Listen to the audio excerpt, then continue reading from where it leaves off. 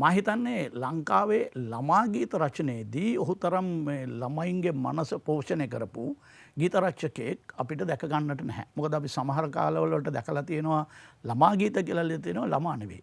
කරණත බේසේකර යෝන්නුයට ඇවිල්ලා පියෙක් වුණාට පස්සේ ඔහු ඇතුලේ ඉතාම අවංක. මං හිතන්නේ ඔහු ඔහුගේ ප්‍රේම ගීත හෝ අපි කතා කරන චිත්‍රපට ගීත මේ සියල්ලට වඩා ඔහු ඇතුලේ හිට වැදගත්ම පුද්ගලයා තමයි මේ හැමදාම හිටපු ළමයා.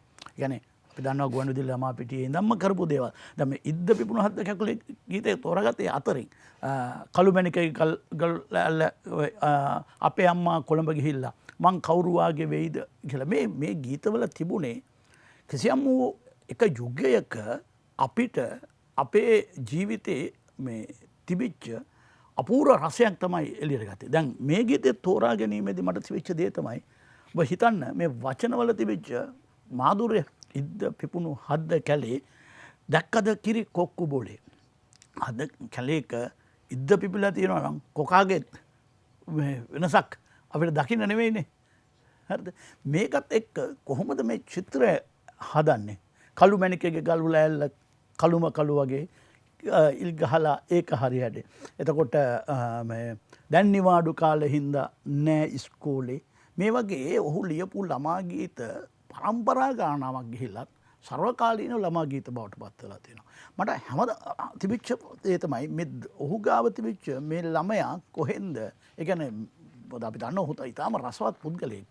මේ රසවත් ඇතුලේ ළමයෙක් මේ තරම් ජීවමානව වැංජුනේ කොහොමද කියලා. දැන් මේකෙදී ඔහු පස්සේ කාලේ කොළඹ නාලන්දේ ඉගෙනගෙන කොළඹ ආශ්‍රිත වෙලා කොළඹ ජීවත් වෙනවා. ජමි දරුවෙකු හැටියට දකින්න නැති. නමුත් ඒක ඇතුලේදී ඔහු දකිනවා දැන් සුළඟ ගැන ලියන්න කිව්වා. ඊට පස්සේ අම්මා ගැන හඳහාමි හැංගේ බිල බලනවා වගේ දෙයකදී. මේ සමහර දේවල් ඔහු කන්නේ ජනසුතේ ඇසුරෙන්. සමහර දේවල් ඔහු ඇහින් දැක්කේ. හැබැයි ඒක කොහොමද ළමයෙකුට යන්නේ?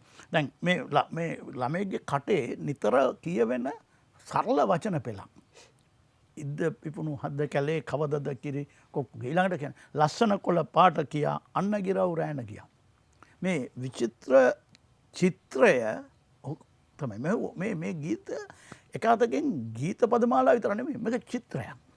මේ චිත්‍රයක් කොහොමද ඔහු නිර්මාණය කළේ? මම මේ ගීතේ වඩාත්ම තෝරාගත්තේ අර ඔහු ලියපු මේ තාම විශිෂ්ට මේ ළමා ගීත අතරින් එකක් හැටියට. හැබැයි මේ ඔහුගේ හොඳම ළමා ගීත කියලා නෙමෙයි මම මේ කියන්නේ.